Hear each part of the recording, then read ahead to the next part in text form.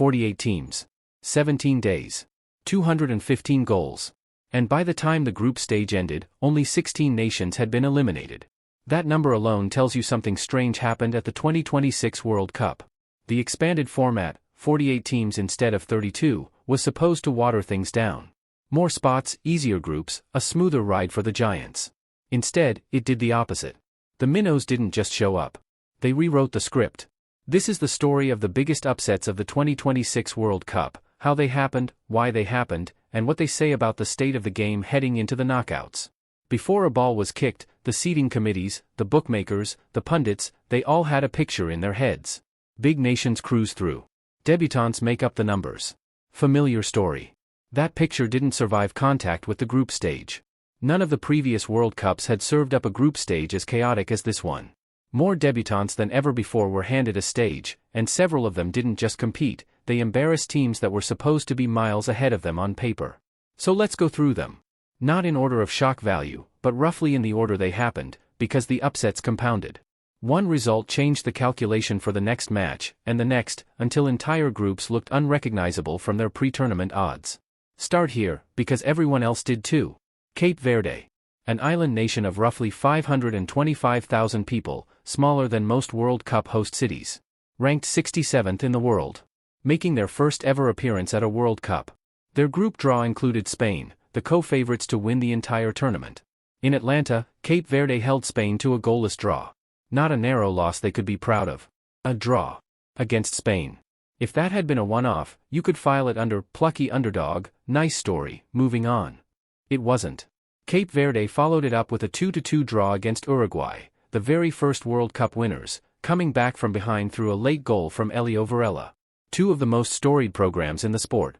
Neither could beat a team that had never played a World Cup match in its history. And here's the part that actually matters for the bracket, not just the highlight reel. Cape Verde's unbeaten group stage run sent them into the knockouts as the smallest nation ever to reach a World Cup knockout round, and earned them a round of 32 matchup with Lionel Messi and Argentina. That's not a moral victory.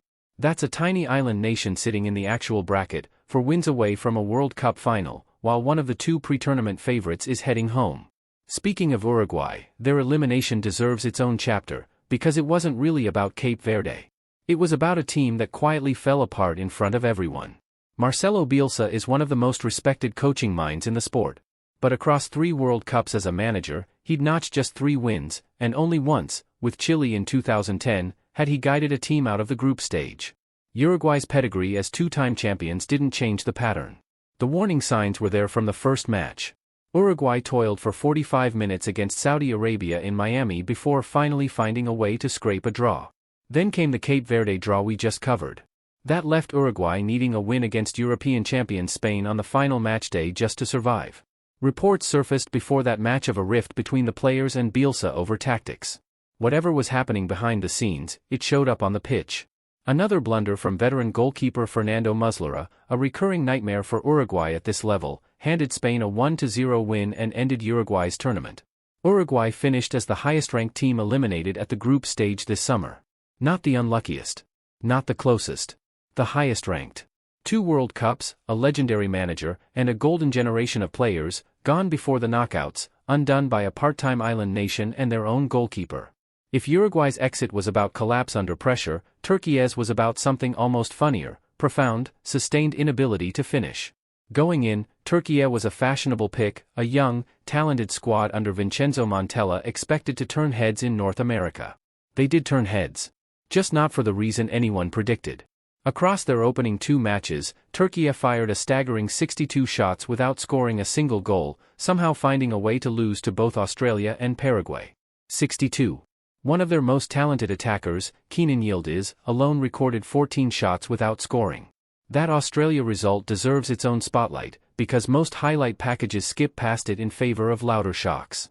Australia beat Türkiye 2-0, with Connor Metcalf's low strike sealing a result that one analyst called the most underrated upset of the entire group stage. Türkiye was many people's dark horse to go deep in this tournament. Australia simply outworked them, and Türkiye never looked the same again. By matchday 3, Türkiye was already eliminated, though they did manage one parting shot, edging past a heavily rotated USMNT side in their final group game. A talented, well-fancied squad, undone not by one bad night, but by an entire tournament's worth of finishing that simply never arrived. Now for the kind of upset that doesn't make for a dramatic highlight reel, but completely rewrites a group on a single moment of math. In Group E, South Africa came into the final matchday sitting in 4th place, behind South Korea on the table. Bafana Bafana had never reached a World Cup knockout round in their history.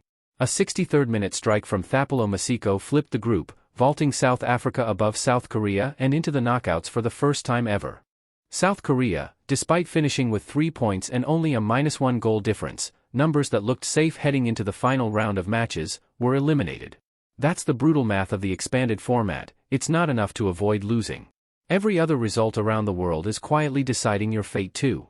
This is the underappreciated theme of the entire tournament. The 48-team format created more paths to advance, but also more ways to be eliminated by a match you weren't even playing in. Everything up to this point happened in the group stage. Then the knockouts started, and the upsets didn't slow down. They escalated. Germany, 4-time World Cup champions, walked into their round of 32 match against Paraguay as overwhelming favorites. The match finished 1-1 after 90 minutes, sending it to a penalty shootout. Paraguay's José Canale converted the sudden death penalty that sent Germany home. Multiple outlets weren't shy about how to categorize this one. Coverage immediately framed Paraguay's win as one of the biggest upsets in World Cup history, and pointed out why it cuts deeper than a typical group stage shock. Most historic World Cup upsets happen in the group stage and end in draws. This one happened with full elimination on the line, in a knockout match, against 4-time champions. Think about the layers here. Germany, not a faded former power, but a team that's lifted this trophy 4 times, eliminated on penalties by a Paraguay side that wasn't anyone's pick to escape its own group, let alone knock out one of the most decorated programs in the sport's history. This is also the moment the more debutants, more chaos theory of this tournament stopped being a group stage curiosity and became a knockout stage reality. The expanded format didn't just let smaller nations in the door. It gave them a real, repeatable path to beating giants when it actually counts. So what's actually going on here? Is this just a chaotic, one-off summer, or is something structural changing? Part of the explanation is personnel. The players turning out for the so-called minnows aren't strangers to the highest level of the sport anymore. Half of them are playing week to week in Europe's top leagues, lining up against the very stars they're now causing problems for on the World Cup stage. The gap between elite nation and everyone else has been narrowing for years through club football. This tournament is the first time it's shown up this dramatically on the international stage, all at once. The other factor is the format itself. 48 teams means more groups, more permutations, more matches where a single goal in a game you're not even playing in determines your fate, like South Africa leapfrogging South Korea. More chances for chaos simply because there are more games and more teams capable, on a given day, of causing it. Put those two things together, a shrinking talent gap and a format built for volatility, and you get exactly what we saw, not one freak result, but an entire tournament's worth of them. Cape Verde drawing with Spain and Uruguay. Uruguay, 2-time champions, gone before the knockouts. Türkiye, 62 shots and nothing to show for it. South Africa stealing a knockout spot from South Korea on a single second-half goal. And Paraguay knocking out 4-time champions Germany on penalties, in the round of 32, with everything on the line. None of these were flukes stacked on top of each other by coincidence. They're symptoms of a World Cup that's structurally different from the ones that came before it, more teams, more talent spread further than ever, and a lot less certainty about who's actually supposed to win. The favorites haven't disappeared. France, Argentina, and the rest are still very much alive in this tournament. But for the first time in a long time, favorite doesn't mean nearly as much as it used to.